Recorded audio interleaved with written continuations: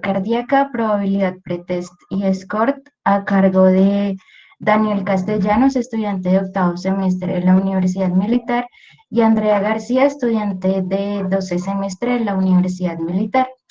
La charla estuvo guiada por el tutor adjunto, la doctora Marisol Carreño, médico internista de del Hospital Militar Central, médico general de la Universidad Autónoma de Bucaramanga, tiene una maestría en epidemiología de la Pontificia Universidad Javeriana, especialista en medicina interna de la Universidad Militar, especialización en curso de docencia universitaria, eh, docente de cátedra en la especialización de medicina interna en la Universidad Militar, médico internista e investigadora asociada al Hospital Militar Central, editora de la Revista Colombiana de Cardiología, asesora independiente de proyectos de investigación clínica.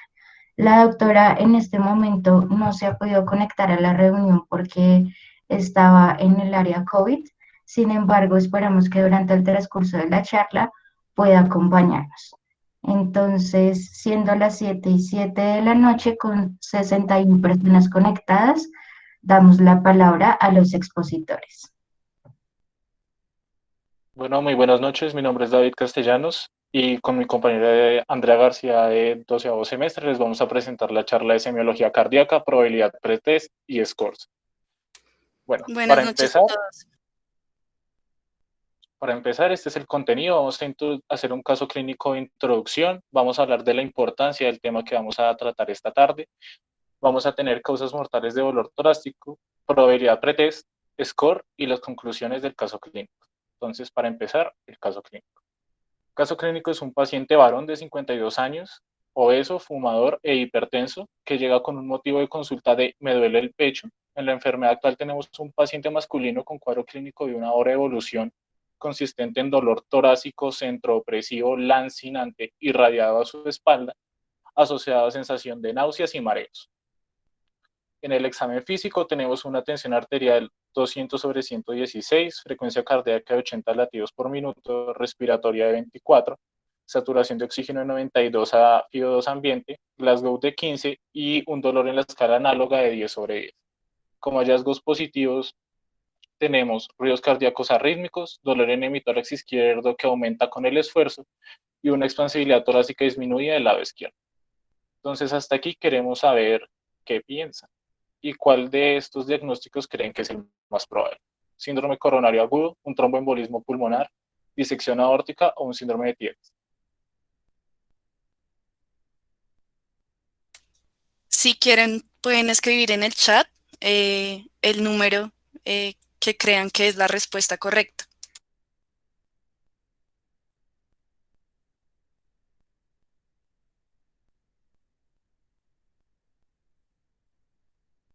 Vamos a dar 2 minutos.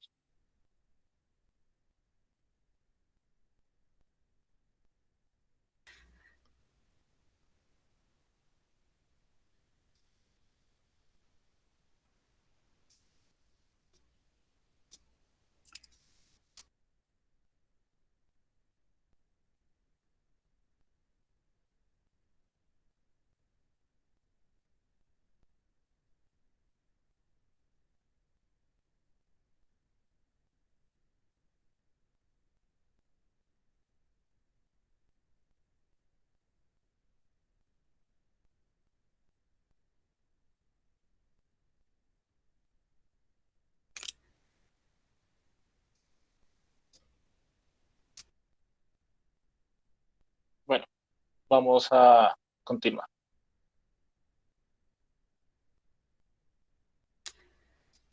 Perfecto. Entonces, para iniciar a hablar de semiología cardíaca, nosotros decidimos no abordar como tal toda la semiología porque pues es un tema muy extenso y más bien decidimos con nuestra tutora fijarnos en la importancia del dolor torácico.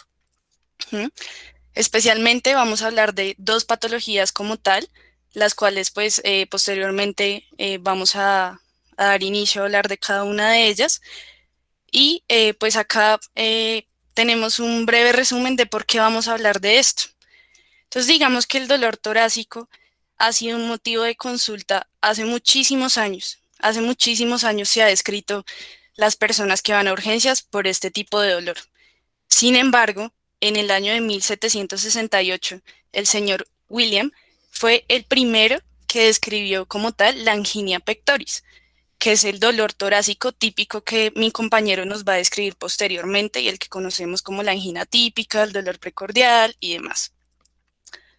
Posteriormente, la primera persona que asoció este dolor torácico a flujo ineficiente del corazón fue este señor Allen Burns en 1809 y hasta 1950 este señor Allison fue el primero que dijo, vengan, pero no todos los que tienen dolor torácico tienen un origen cardíaco como tal, sino que el 16% son no cardíacos. Nos hemos dado cuenta que posteriormente este número ha aumentado y que hay muchísimas causas de dolor torácico que no tienen nada que ver con etiología cardíaca como tal.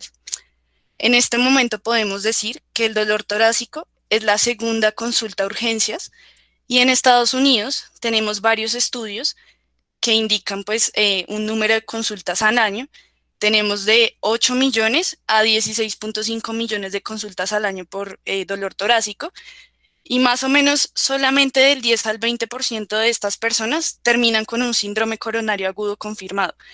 Entonces, ¿a qué vamos? Tenemos que reconocer la importancia y ver semiológicamente cómo determinamos qué tipo de dolor tiene el paciente para saber qué paso seguir. ¿Por qué? Porque nosotros vamos a hacer inicialmente la primera línea que va pues a ingresar el paciente y depende de nosotros si le hacemos o no le hacemos y se aumenta la mortalidad de este paciente, como vamos a ver posteriormente. Siguiente, por favor. Entonces la pregunta cuando nos llegue será si lo dejamos ir a su casa o si tomamos A o B conducta. Para determinar el dolor torácico y su etiología, tenemos que remitirnos a algo básico que pues es la semiología del dolor, la famosa Alicia. Para recordar, la primera A de Alicia es antigüedad del dolor o la asociación, y pues acá podemos referir si el dolor es agudo, subagudo, crónico, pues ya dependiendo de cada etiología. Y podemos preguntarle a la persona hace cuánto le empezó, qué estaba haciendo, y pues ya vamos asociando el interrogatorio. La localización, entonces, pues, ¿dónde inició el dolor? La irradiación o propagación, hacia dónde se va el dolor. El carácter, que yo creo que es uno de los retos del clínico.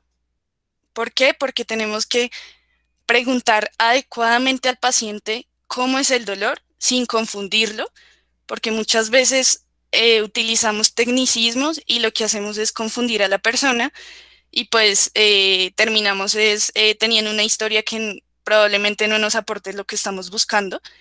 La intensidad, entonces para la intensidad podemos utilizar muchísimas escalas que vemos del día a día. La más conocida es la escala visual análoga, que es la de 0 a 10. Y la otra que podemos utilizar para personas pues que no sepan contar es, o que sea pues un caso así súper urgente, es la escala nominal, que es leve, moderado o intenso.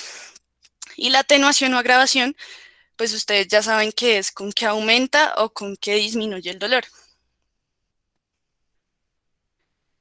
Bueno, como les dije, el carácter es una de las cosas más importantes y el reto más importante, creo yo, que tenemos a la hora de preguntar cómo es el dolor. Entonces, pues aquí tratamos de hacer una descripción muy fácil, con lo cual no vamos a preguntarle a una señora, bueno, señora, ¿su dolor es fulgurante o es desgarrante o es sordo? Sino que vamos a utilizar palabras sencillas para que ellos nos sepan decir cómo es el dolor. Inicialmente tenemos el dolor lancinante, que son como si nos clavaran una lanza tipo pinchazos, y este es un dolor que es muy característico de la neuralgia del trigémino, es un dolor insoportable. El urente, que es la sensación de ardor, que muchas veces se asocia más a úlcera péptica. El opresivo, pues que si lo están apretando, que si es como si lo aplastara algo. Y el sordo, que pues es un dolor que es de larga data, no es muy intenso, siempre está ese dolor y pues se asocia muchas veces a patologías oncológicas. El fulgurante es nuestro famoso dolor de corrientazo y este pues lo podemos asociar a polineuritis o radiculopatías. Y el desgarrante es como si algo se rompiera, ese sí pues es más fácil, como si algo se rompiera.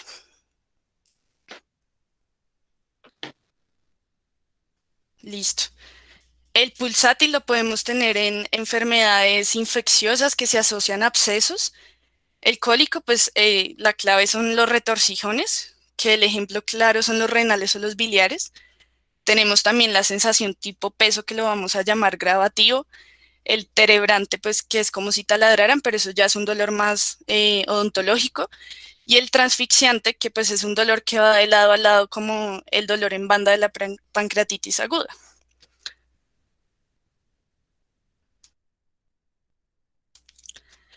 Entonces, aquí tenemos las causas amenazantes de la vida para pues el dolor torácico.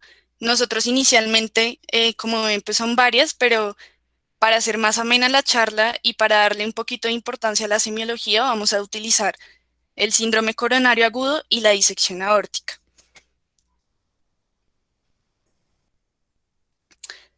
Bueno, inicialmente vamos a hablar de la disección aórtica. ¿Por qué hablar de la disección aórtica? Primero, es el evento más catastrófico de la aorta. En Estados Unidos se reporta que hay de 3 a 5 casos por 100.000 habitantes en un año, y cuando las personas son mayores de 65 años, estos casos pueden aumentar hasta 35 casos por 100.000 habitantes, entonces pues aumenta un montón. Y lo más importante es que más del 30% no se diagnostica. Entonces hay un filtro que pues está erróneo y tenemos un error en la detección de este tipo de dolor. Entonces, ¿por qué es tan importante que no se diagnostique? Porque la mortalidad, digamos en este caso estos números que ven ahí, aumenta dependiendo de las horas desde que inician la sintomatología. Entonces, si tenemos un paciente en las primeras 24 horas que nos llega con la sintomatología clara de una disección aórtica, su mortalidad va a aumentar del 1 al 2% cada hora en las primeras 24 horas. Ya cuando pasan a las 48 primeras horas, esta mortalidad va a aumentar al 30% y como vemos al mes va a aumentar hasta un 50%, entonces es muy alto.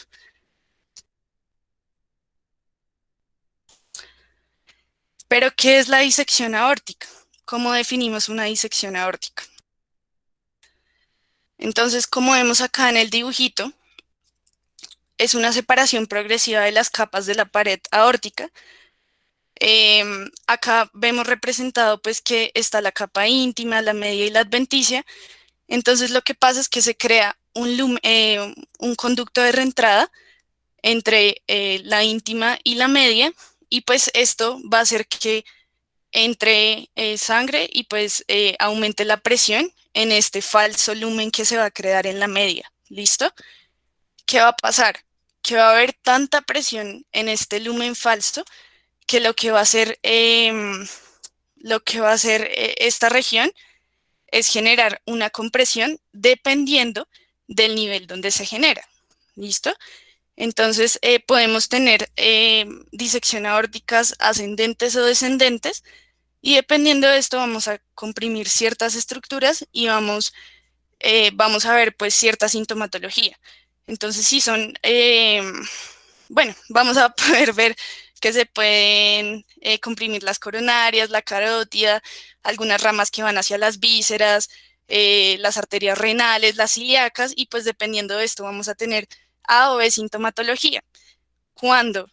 Algo muy importante, cuando ocurre en la raíz aórtica, vamos a ver algo muy especial, y es que las válvulas aórticas se van a ver, las comisuras de las válvulas se van a ver desplazadas de la válvula, perdón, y se va a generar una insuficiencia valvular aguda, y pues esto nos va a dar esta sintomatología especial. Siguiente. Entonces, para ubicarnos un poquito en qué preguntarle a un paciente que nos llega con la sintomatología que ahorita les voy a mostrar, son las siguientes cosas. Lo primero son cuestiones respecto al estilo de vida y enfermedades de base crónicas que puede tener cualquier persona, y son la hipertensión arterial, dislipidemia, que pues incluye aterosclerosis, tabaquismo y consumo de algunas sustancias psicoactivas como cocaína, crack y anfetaminas. Otra cosa muy importante es si es hombre o mujer. A las mujeres les puede dar, pero digamos que los hombres tienen 3 veces más probabilidad de que les dé una disección aórtica que las mujeres. Y pues como ya vimos, el riesgo aumenta si son personas mayores de 65 años. Las enfermedades de tejido conectivo también nos pueden alterar digamos que los factores de riesgo, como son el síndrome de Marfan y los demás que vemos acá. También podemos ver que puede aumentar como el evento catastrófico si la persona tiene de por sí alguna enfermedad en la válvula aórtica. Y pues como ya vamos a ver en un gráfico, les voy a mostrar que la inflamación tiene un punto muy importante. Por lo tanto, algunas enfermedades autoinmunes como el lupus eritematoso sistémico pueden agravar el cuadro. También, que es muy importante, preguntar sobre los antecedentes quirúrgicos. Antecedentes quirúrgicos, sobre todo si hubo intervención vascular, alguna colocación de un catéter, pero pues esto es muy importante y esto a veces se nos pasa por alto. Y pues evidentemente en los traumas también hay un factor de riesgo que predispone a la persona.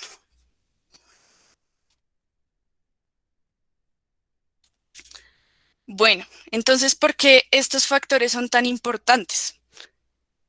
Como vemos acá, pues a grandes rasgos, enfermedades como la hipertensión y algunas enfermedades autoinmunes, lo que van a hacer es que por X o Y razón, digamos, pues en la hipertensión, aquí vemos en el dibujo que por una directa presión en la pared, pues van a aumentar las citoquinas proinflamatorias, y lo que va a pasar es que pues esto va a aumentar la degradación de la matriz, va a aumentar la degradación del músculo liso, y pues esto va a hacer que el lumen falso que ya les mostré aumente y pues la enfermedad sea más catastrófica y aumente progresivamente. Y pues lo mismo va a pasar con las enfermedades autoinmunes, solo que pues por otros mecanismos. ¿Qué va a hacer la dislipidemia? Pues la dislipidemia lo que va a generar pues con su placa ateromatosa es una compresión que pues puede causar el mismo efecto. Bueno, aquí, ay no, atrás, gracias. Entonces, aquí a grandes rasgos, porque pues no vamos a hablar como tal de cirugía ni nada, pero para la semiología tenemos en cuenta dos cosas, que hay dos clasificaciones grandes que son Stanford A y Stanford B. La Stanford A son las disecciones que involucran la aorta ascendente, como vemos acá, y la Stanford B son las que involucran la aorta descendente. Entonces, pues esto nos va a cambiar algunos síntomas, ¿sí? Si tenemos suerte, puede que sean súper floridos, pero pues esto nos va a ayudar un poquito a ubicarnos si llegan a ser así floridos, porque pues si llegan a ver, si llega a estar pues entre la mitad de los dos, nos puede generar un poco de dificultad. Siguiente. Bueno, entonces retomamos a Alicia y como dijimos, vamos a ver las siguientes características. Entonces, la primera, pues es la antigüedad y cómo se da la asociación. Entonces, pues ya depende si es agudo, subagudo o crónico, pero pongámonos en un contexto de que es agudo. Entonces va a ser un evento súbito. La persona nos va a referir que puede tener diaforesis, emesis, pudo tener lipotimia, pues ya depende del nivel de donde esté la disección. La localización, si es ascendente es tórax, se irradia normalmente a región interescapular y a cuello. El carácter de este dolor es desgarrante, es como si se le estuviera rompiendo algo por dentro a la persona. La intensidad es muy alta y esto va a aumentar con el esfuerzo, y si el paciente nos llega con cifras de tensión arteriales altas, este dolor va a aumentar. Entonces vamos a ver que si las tensiones bajan o si varían, este dolor puede cambiar dependiendo de las tensiones por la razón que les mostré en la gráfica anterior. Sigamos.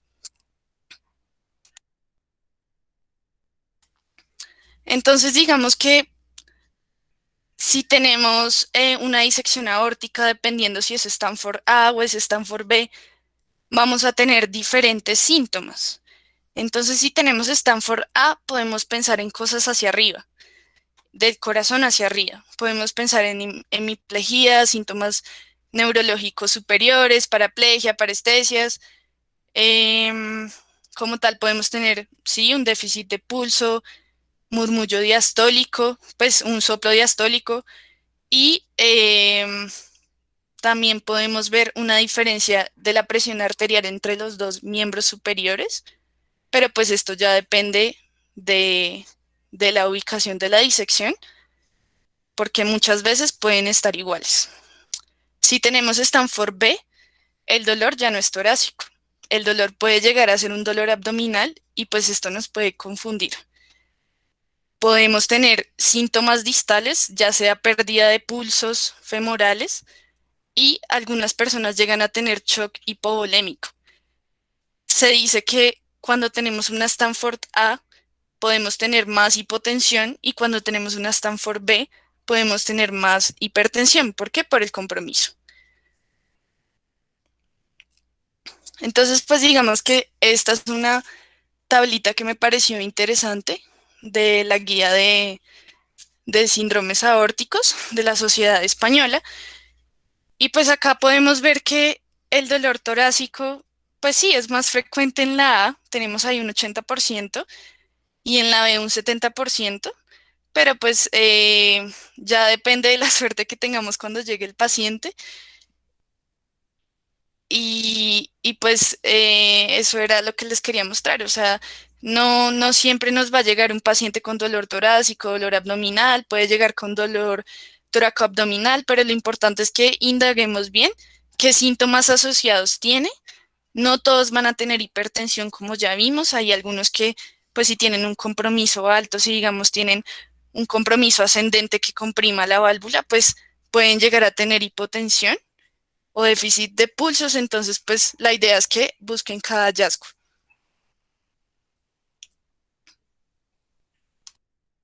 Bueno, y entramos a la otra patología grande que es una de las patologías más importantes del mundo, que es el síndrome coronario agudo. Entonces, dentro de esto vamos a dividirlo en infarto agudo de miocardio con elevación del segmento ST, infarto agudo de miocardio sin elevación del segmento ST y la angina inestable. La diferencia entre un infarto y una angina inestable es que en la angina inestable, si bien hay un síntoma o signo de isquemia, no se produce un daño miocárdico, es decir, no se elevan troponinas cuando se le piden los paraclínicos al paciente. Entonces, el síndrome coronario agudo es la principal causa de muerte a nivel mundial. Los que hayan rotado con el doctor Palomino en el servicio de cardiología lo habrán escuchado decir que el que no se muere de cáncer se muere del corazón. Entonces, la enfermedad coronaria es la causa más frecuente de muerte a nivel mundial y que en el año 2012, 17.5 millones de personas murieron por enfermedades cardiovasculares. Entonces, como tal, el infarto agudo de miocardio y la angina inestable se produce por un desbalance entre el delivery y el consumo de oxígeno miocárdico ocasionado por una obstrucción a nivel de las arterias coronarias.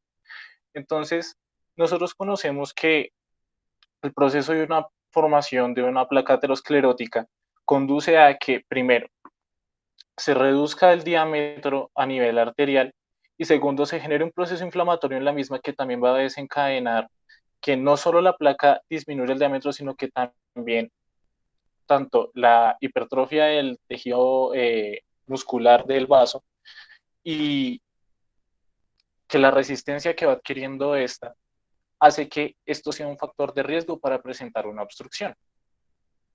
Entonces tenemos al protagonista, que es el infarto agudo de miocardio, y como tal vamos a tener que esta es la definición, la cuarta definición, para ser exacto, de infarto agudo de miocardio.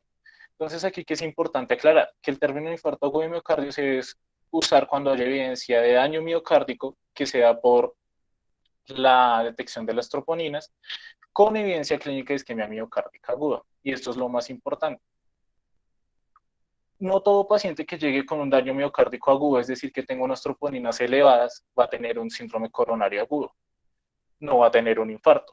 Es importante que la evidencia clínica que vea el médico al momento de evaluar al paciente es lo que confirma o da el diagnóstico, y que la detección aumente de las caídas de la troponina específica con al menos un valor por encima del límite superior de la normalidad del percentil 99 y al menos uno de los siguientes criterios.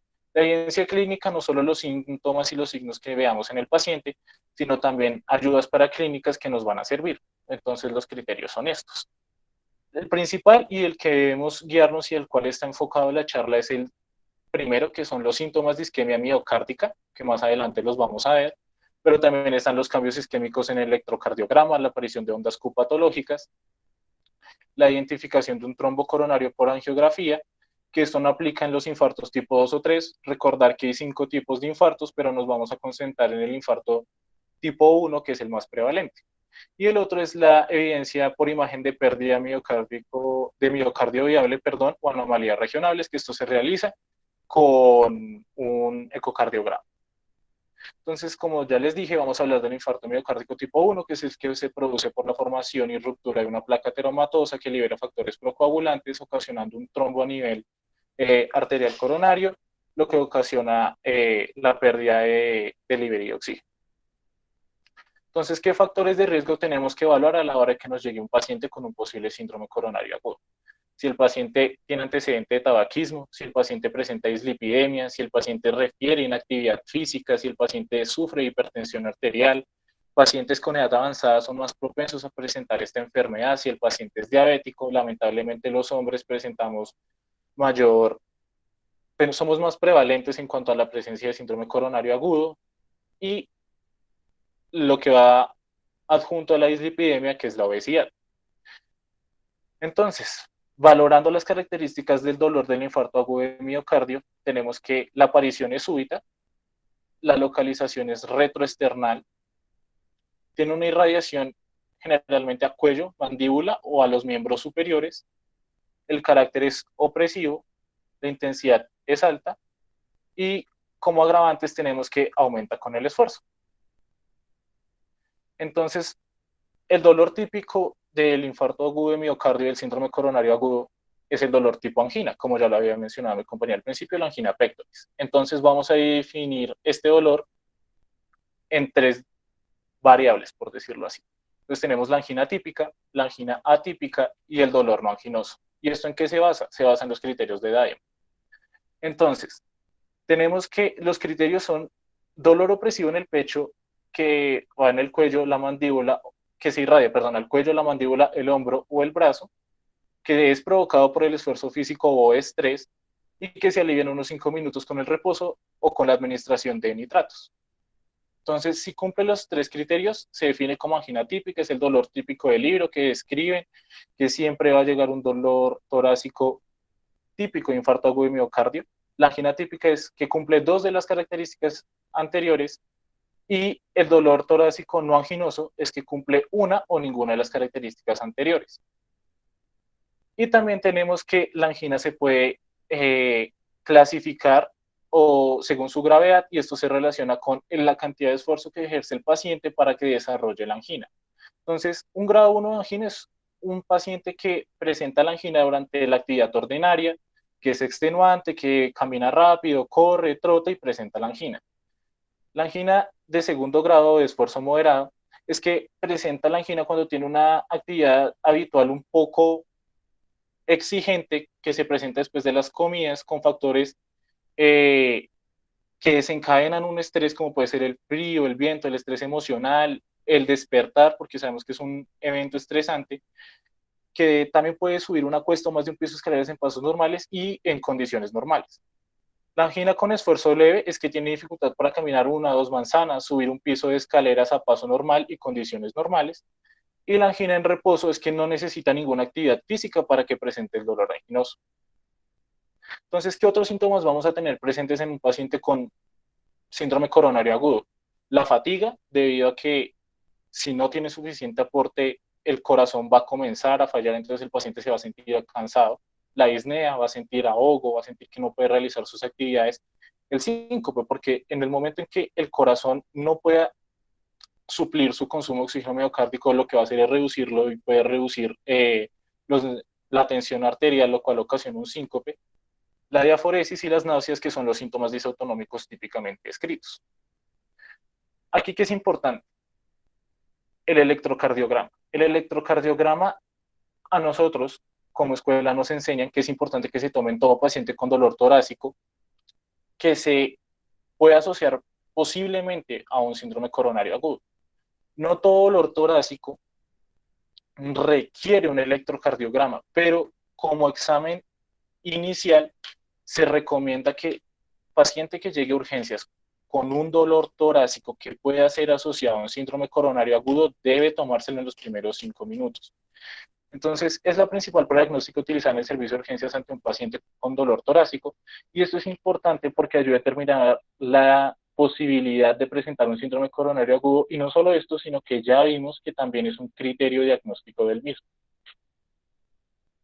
Bueno, y la probabilidad pretest.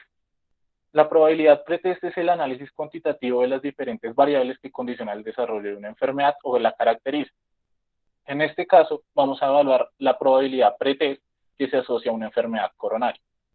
Entonces, las variables que vamos a evaluar, que nos puede contar el paciente y que vamos a evaluar como primer acercamiento, son la edad, el sexo, los hábitos de vida que tenga el paciente. Aquí va la alimentación, si fuma, la actividad física que realice, el tipo de angina que nos va a contar el paciente que tiene con los criterios que ya vimos anteriormente, y los factores de riesgo cardiovascular que presenta este paciente.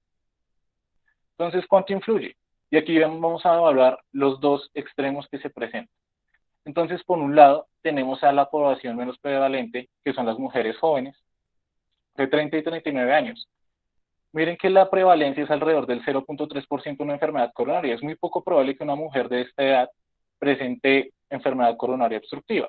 Sin embargo, el otro grupo, que son hombres mayores de 60 a 69 años, presentan una incidencia alrededor del 12% de enfermedad coronaria.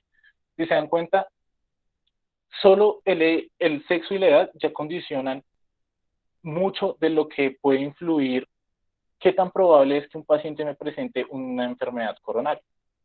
Esto es sacado del artículo base de la probabilidad pretest por enfermedad coronaria, que es el estudio Diamond, y que como tal nos va a arrojar lo siguiente. Aquí podemos ver cómo, según el tipo de angina que presenta el paciente, vamos a ver cuántos de estos estuvieron afectados. Entonces, en pacientes que presentaron dolor torácico no anginoso, solo el 16% de los pacientes que fueron evaluados presentaron enfermedad coronaria. Pacientes que presentan angina atípica, alrededor del 50% de los pacientes presentaban enfermedad coronaria. Y pacientes que llegaron al servicio de urgencias con angina típica, el 89% de los pacientes presentaban enfermedad coronaria. Y esto solo evaluando una variable. Pero la intención de la probabilidad pretest, y los que hayan escuchado al doctor Duque saben que no se mira variable por variable, sino que intenta integrarse todo.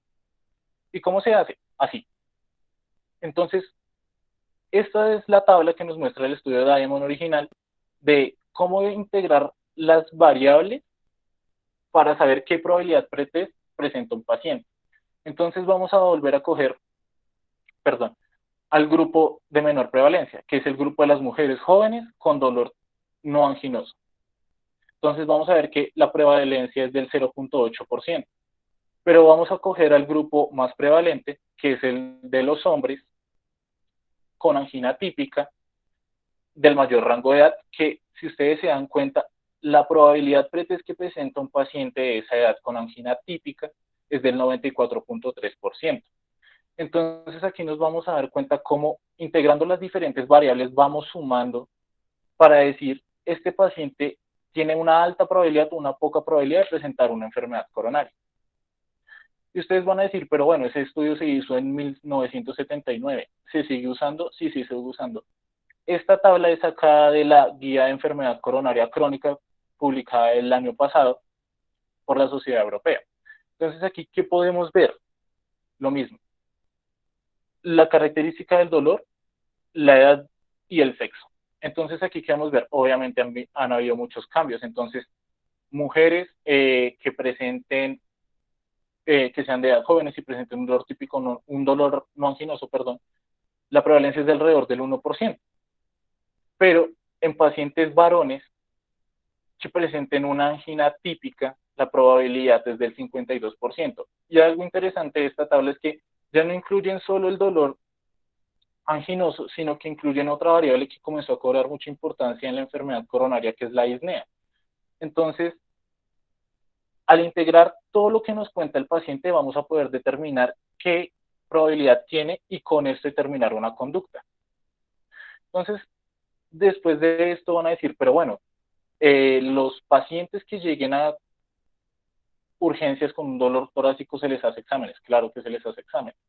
Entonces, el papel de las pruebas que se le van a hacer al paciente antes de iniciarle una intervención más específica también influyen, porque eso también es parte de la clínica. Entonces, si tenemos un paciente que en el electrocardiograma presenta cambios en la onda Q, que tiene infradesnivel o supradesnivel del segmento ST, que tiene una onda T hiperaguda, que eso es sugestivo de isquemia, que aparte de eso se le toma un ecocardiograma y se ve que el ventrículo izquierdo presenta una disfunción o una disquinesia que puede ser indicativo de isquemia, pero que aparte de eso por algún motivo se le realizó un TAC de tórax y salió que las arterias coronarias tienen calcio. Esto va a sugerir que el paciente puede aumentar la probabilidad de tener una enfermedad coronaria, como lo vamos a ver acá. Entonces, lo que nos muestra este cuadro es que la probabilidad pretest según el sexo y la naturaleza de los síntomas y la edad es el paso inicial, pero que después de esto al paciente se le realizan exámenes o pruebas y que estos van a aumentar o disminuir la probabilidad. Entonces, en un paciente que sea mujer, joven, que llegue con un dolor torácico y se le realice un electrocardiograma, muy probablemente lo que uno espera es que tenga un resultado normal. Sin embargo, el hecho de que la prueba muestre signos sugestivos de isquemia no cambia que siga siendo una población de muy bajo riesgo. O sea, si el electrocardiograma muestra síntomas sugestivos de isquemia, no va a cambiar la probabilidad de que es una mujer joven y que puede que sea solo un hallazgo incidental o transitorio. Entonces, después de sumar todo esto, vamos a tener la probabilidad clínica de tener una enfermedad coronaria. ¿Cuál es la utilidad? La utilidad es que con esto se tiene una visión más objetiva de qué hacer con el paciente. Con eso se ayuda a determinar si se le solicita un test, una prueba adicional, que para el caso de la enfermedad coronaria o el síndrome coronario agudo puede ser una curva de troponinas. Se da una mejor orientación diagnóstica, se disminuyen costos innecesarios en el sistema, dado que los pacientes que presentan una baja probabilidad no se les van a realizar las pruebas. Ofrece una idea inicial del manejo, porque un paciente con una probabilidad muy alta puede incluso saltarse las pruebas confirmatorias e iniciarle manejo antiisquémico y determinar cuál es el test que se va a utilizar si no se tiene muy claro lo que tiene el paciente. Entonces, esto lo que se ve acá es el ejemplo que dan las guías de enfermedad coronaria crónica. Entonces, como ustedes se dan cuenta, hay una parte, en la parte de abajo dice probabilidad clínica de enfermedad coronaria obstructiva. Entonces, con todos los cálculos que se realizaron anteriormente, se determina qué necesita el paciente. Pacientes que tienen una probabilidad muy baja no necesitan de otras pruebas y el paciente puede incluso ser dado de alta. Pacientes que presenten una probabilidad baja, pero que no se quiere estar seguro, que no se puede estar 100% seguro de que el paciente no presente una enfermedad coronaria, se le pide un angiotac coronario. ¿Por qué? Porque la prueba de angiotac coronario es la prueba más sensible para determinar si el paciente sí presenta una enfermedad coronaria. Luego tenemos el otro extremo, pacientes que tienen una probabilidad medianamente alta, pero que tampoco el diagnóstico es seguro. Entonces se le pide una prueba imagenológica de función para detectar si el paciente presenta isquemia. Esto es un ecocardiograma de estrés. Y el otro extremo total es la angiografía invasiva. Y esto ya es un tratamiento. Entonces, paciente que me llegue con una probabilidad mayor al 90%, yo no voy a dudar en iniciarle manejo. Pero la utilidad de todo lo que hemos hablado es que determina si le inicio manejo, si le pido más pruebas o si le doy de alta al paciente. Para complementar la probabilidad pretest, también podemos utilizar varios scores que nos pueden indicar el riesgo del paciente y nosotros nos vamos a enfocar en dos scores. Ustedes pueden encontrar más, pero pues estos dos son los que más se utilizan.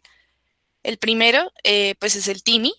El TIMI nos va a hablar de un riesgo de mortalidad, de una recurrencia, de una probabilidad de recurrencia de un infarto agudo de miocardio y de si el paciente requiere revascularización.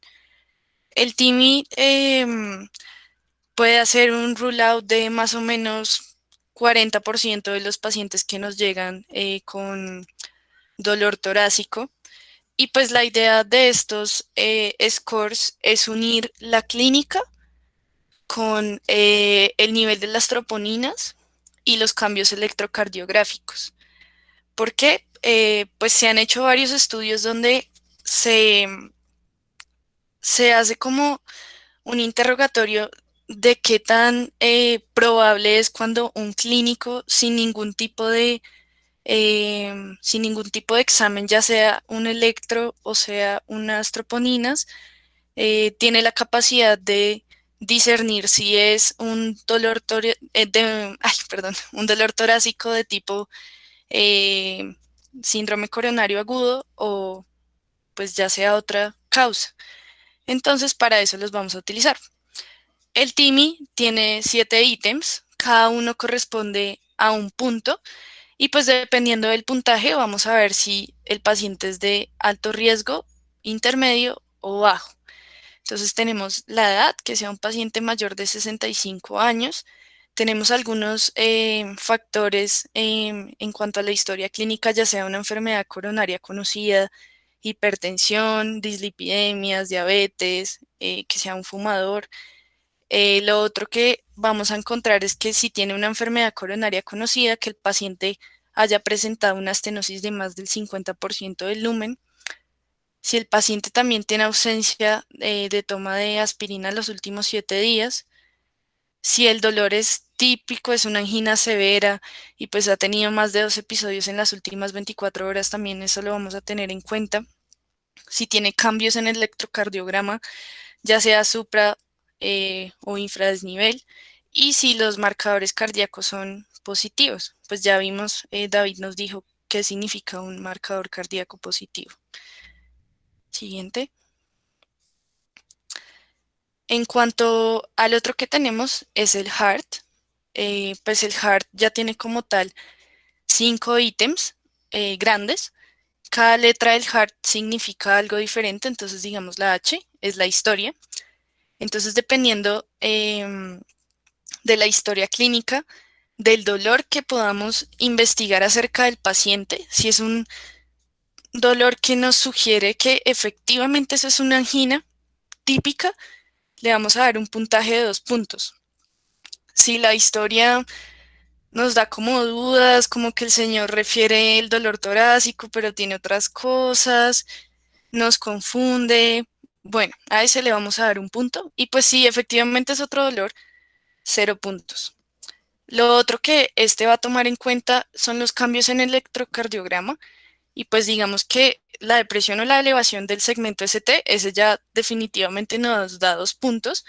Si tenemos anomalías inespecíficas de la repolarización, ya sea un bloqueo de rama izquierda, si tiene inversión de la onda T, pero pues no es progresiva, entonces pues ahí le vamos a dar un punto porque pues queda en duda. El siguiente es la edad y la edad pues lo vamos a dividir entre 45 a 65 y más de 65 años y pues ahí ven los respectivos puntajes. Siguiente.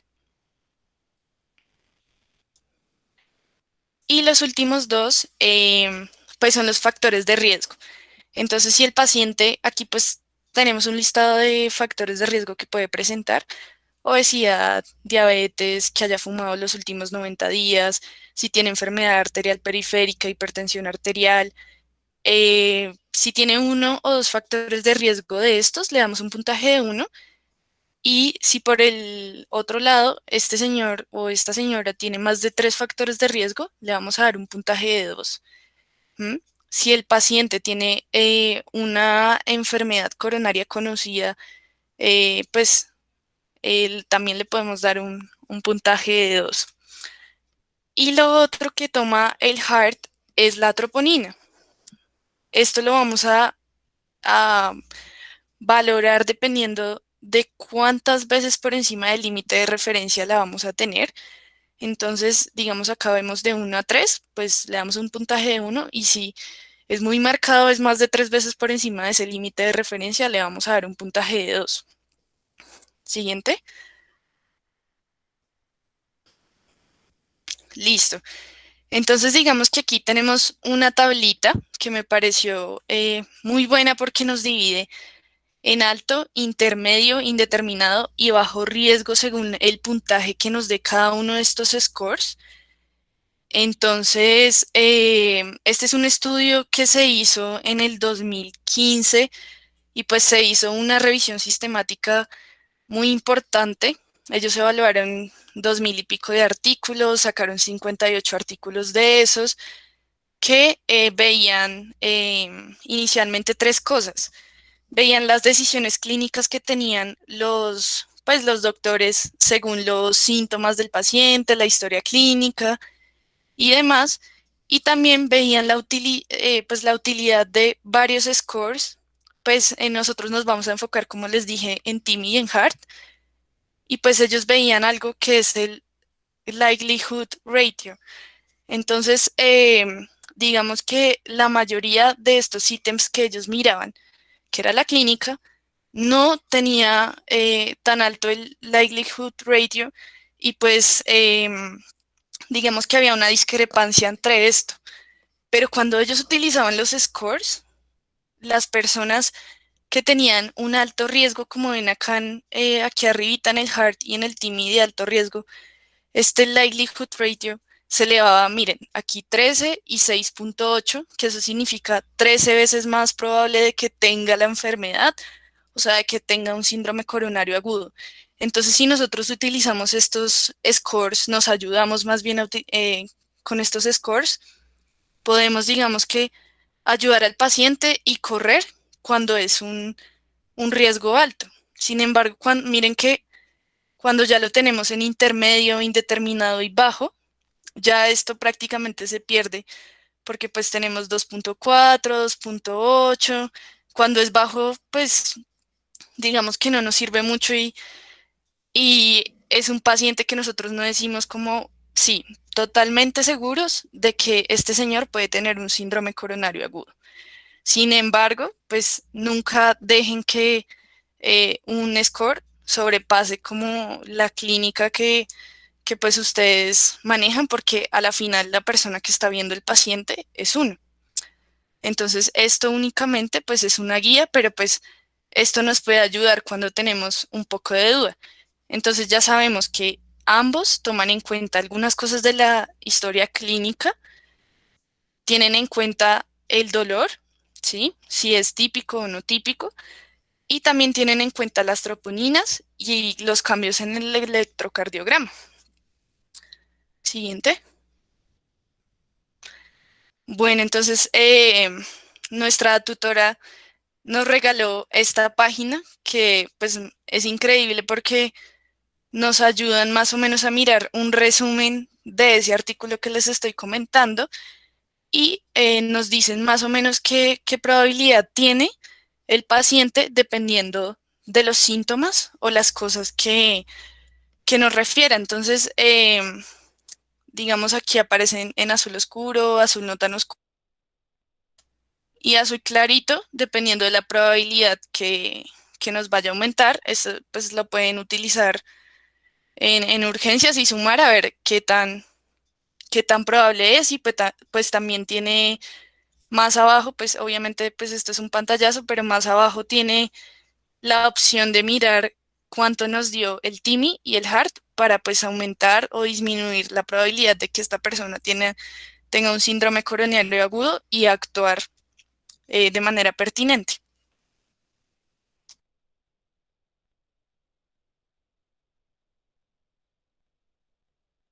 Bueno, y ya para terminar, entonces, como pudieron darse cuenta, muchos de ustedes ya aceptaron el diagnóstico. Entonces, ¿qué se hizo con este paciente?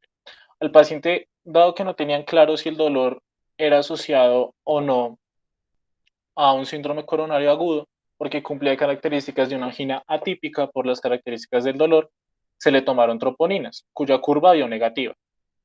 Dado esto, se le procedió a realizar un angiotac aórtico y coronario, pero los hallazgos importantes salieron en el angiotac aórtico. Entonces, se observa con una nitidez un abultamiento en la pared lateral izquierda de la aorta ascendente con aspecto en sombrero de Z.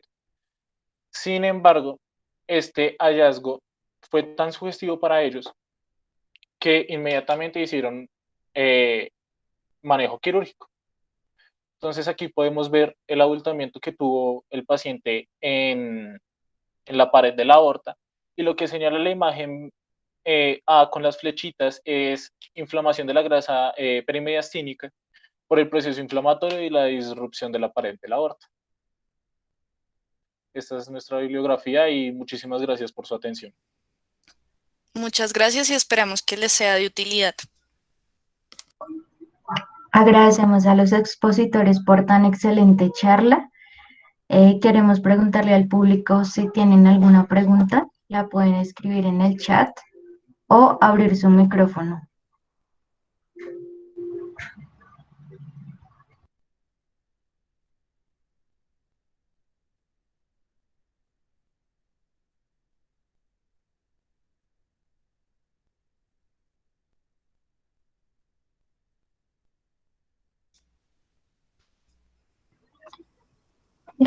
Raúl, ¿cuál es tu pregunta?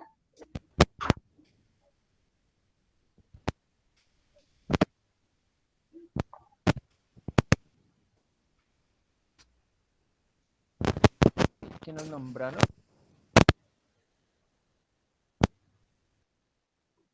Raúl, no te escuchamos. Si quieres escribirlo en el chat.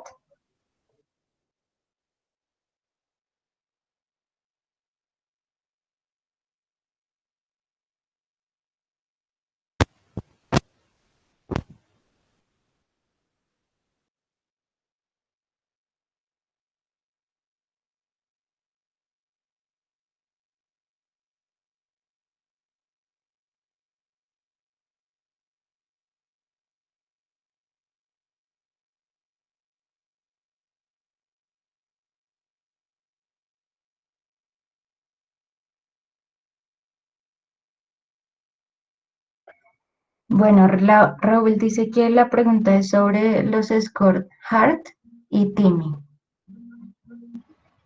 Si quieren,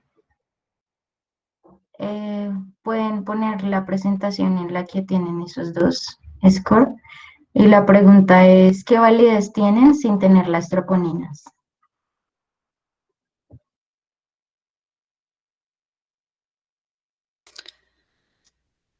Pues digamos, los estudios que se hicieron, te lo digo para el HART, se tomaron en cuenta las troponinas, porque pues era algo que supuestamente en Estados Unidos se tiene disponible de primera línea. Yo entiendo que acá uno no lo tiene normalmente y pues digamos que ellos calcularon más o menos qué posibilidades había de mortalidad y eventos adversos con las troponinas. Entonces, pues sin las troponinas no podríamos tener la misma validez. Sin embargo, como ves en la página que tenemos, David, puedes poner la página que dice Likelihood. Ujú.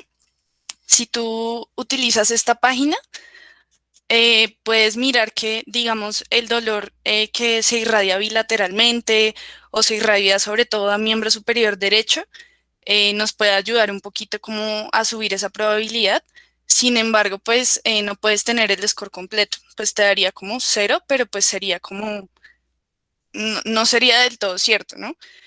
Pero si utilizas esta página en el contexto colombiano, te podría dar algo, pues alguna probabilidad modificada, por decirlo así. Pero como tal, una validez sin troponinas, el score está hecho es con troponinas. También recordar que para que se dé el diagnóstico de infarto agudo de miocardio se necesita la evidencia de daño miocárdico que lo da esto. Sin embargo, el score es una medida de ayuda, es algo que permite establecer, perdón, más objetivamente la posibilidad de presentar un síndrome coronario agudo. Y recordar que el síndrome coronario agudo también se basa en la clínica, o sea, sí puede tener validez sin la presentación de troponinas, pero recordar que sin la presentación de troponinas no se puede hablar de síndrome coronario agudo. Sí tiene validez porque es un marcador específico que se solicita, pero como medida inicial al paciente en el cual llega el paciente, se le toma los exámenes de sangre, pero mientras se le saca ese examen de sangre, uno puede ir haciendo el resto y sí, sí tiene validez.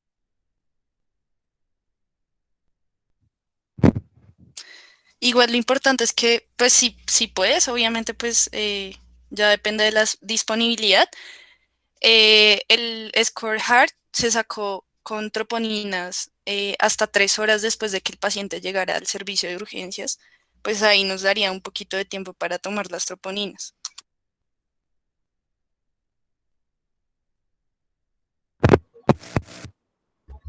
¿Alguna otra pregunta?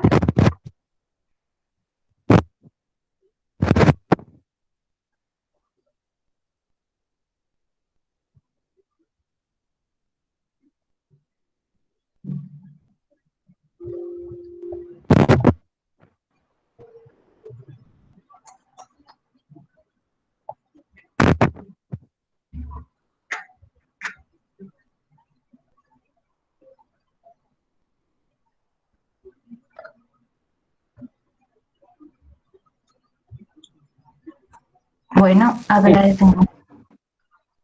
Cuéntanos, Raúl.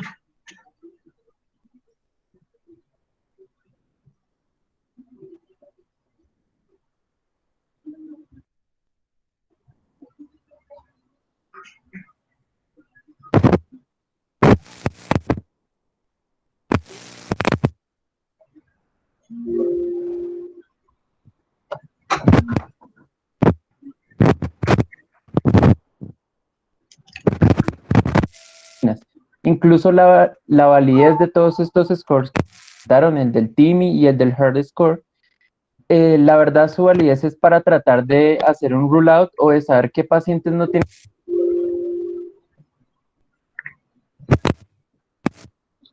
Raúl, se te está cortando el micrófono, o sea, no se escucha bien.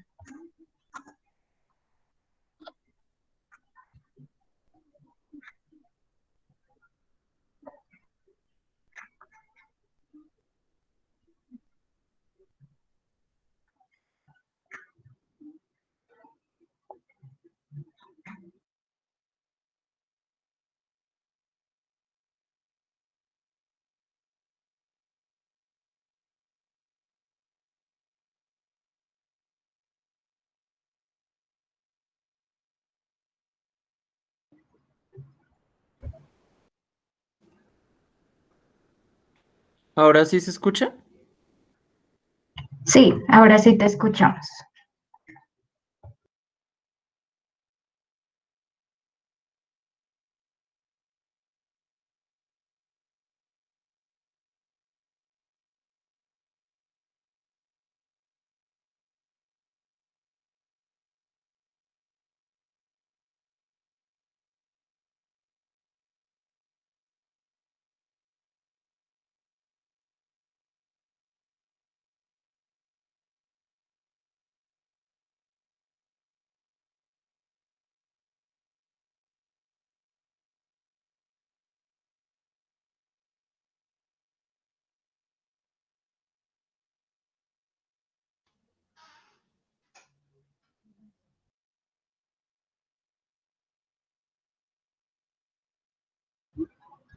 Raúl, si quieres escribirnos tus aportes por el chat.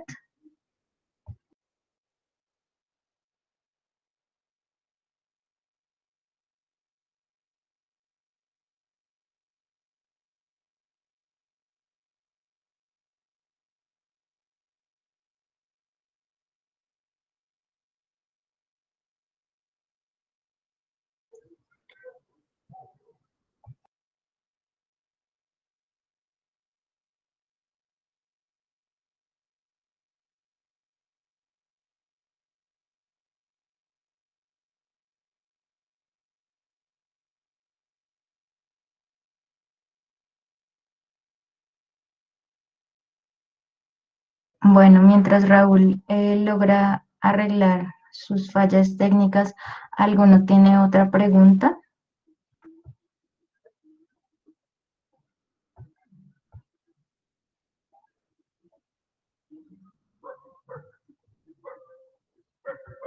Le queremos recordar al público que la charla queda grabada y la vamos a subir al canal de YouTube para que todos tengan acceso a ella.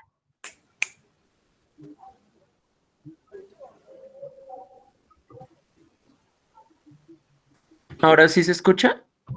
Sí, Raúl, Ah, ahora sí. Entonces lo que decía es que, bueno, el score de Timmy y el score de Hart son buenos. El problema es que el score de Timmy fue inicialmente validado para la parte de los pacientes que se presentaban con síndrome coronario agudo sin elevación del segmento ST para dar el riesgo de mortalidad en esos pacientes. Hubo una modificación que sigue siendo funcional para los pacientes con dolor torácico, pero el problema es que su valor predictivo negativo, es decir, el valor que tenga esa prueba para podernos sacar a los pacientes que en verdad no tienen un dolor torácico que sea de características, pues ya no hablemos de típicas o atípicas, sino que el dolor torácico, y si uno le hace una arteriografía o el gol estándar, saldría con un paciente que tenga arterias coronarias con alguna placa o alguna estenosis significativa.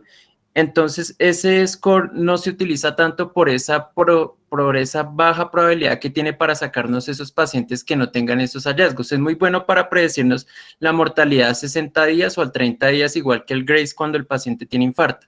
Pero el HEART score sí salió para sacar o ayudarnos a sacar esos pacientes que tienen baja probabilidad.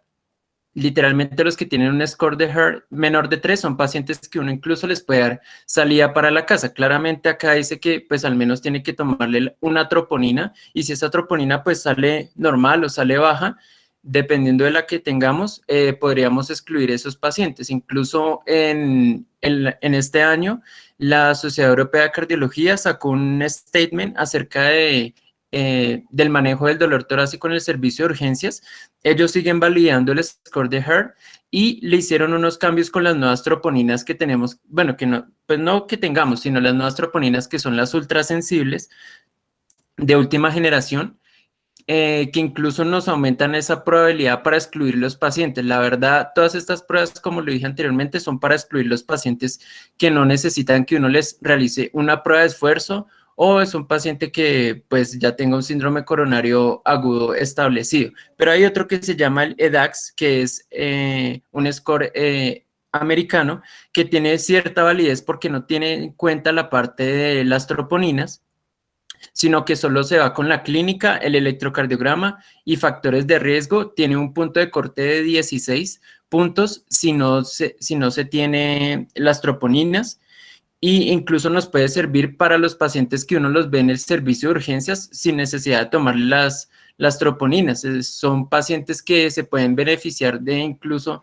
uno los puede mandar para la casa y sospechar que el dolor es de otro tipo de características, ya que pues como se dieron cuenta entre los cambios de las guías del 2013 de síndrome coronario, bueno, crónico o de angina estable versus las del 2020, cambió mucho el porcentaje de los pacientes. Incluso en las del 2013 decía que el 93% de los pacientes sí eran con un dolor torácico de características típicas, y que tenían entre 60 y 69 años tenían una posibilidad del 92%. Pero literalmente ese porcentaje ya se bajó en las nuevas guías incluso a un tercio, al 32%. y eso se dieron cuenta porque no necesariamente esas características que uno le dicen de tipicidad nos habla de que el paciente está teniendo un evento agudo. En muchas ocasiones ese es un evento crónico, por eso se llamó síndrome coronario crónico.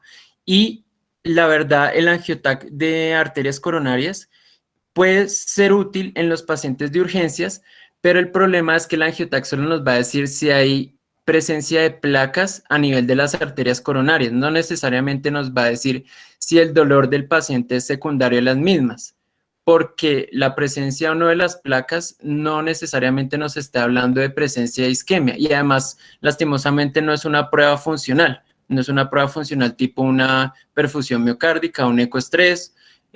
Bueno, ya casi no se utiliza la parte de la prueba de esfuerzo, pero sí, pues una resonancia. Entonces, la verdad, también les comento es el score de DAX para que lo busquen. Es un score que es fácil de utilizar, está en todas las aplicaciones y sirve mucho cuando, digamos, yo que ahorita estoy trabajando en atención domiciliaria, no tengo troponinas y uno tiene que pensar a qué paciente se tiene que llevar o trasladar uno, pensando en que las características del dolor del paciente se beneficien o no de la toma de una troponina. Entonces, funciona mucho teniendo en cuenta que no toma las troponinas dentro de los ítems a valorar.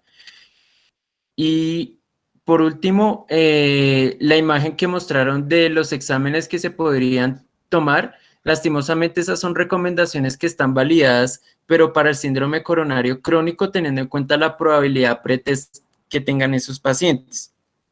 Pero para los pacientes con un dolor torácico en el servicio de urgencias, sigue utilizándose, aunque sea muy viejo, la categorización que dio Bramwell aproximadamente como en los años 90 sobre la probabilidad alta, intermedia o baja, para que saber si esos pacientes uno les puede dar salida para la casa o uno les puede mandar un examen que sea una prueba evocadora de isquemia ahí mismo estando hospitalizados. Entonces, esa era como como lo que quería decir acerca de los scores. Hay muchos más, pero pues la verdad los que tienen las últimas validez son el EDAX, el HER y pues el TIMI sigue estando ahí, pero ya casi no se está utilizando. Y ya, eso era todo. Muchas gracias, Raúl, por tu aporte. Estoy segura que será de gran utilidad para todos nosotros. Agradecemos también a los expositores por tan excelente charla, al público por habernos acompañado en esta ocasión. Queremos recordarles que el miércoles tenemos la tercera charla del módulo de cardiología. Los esperamos y que tengan una feliz noche.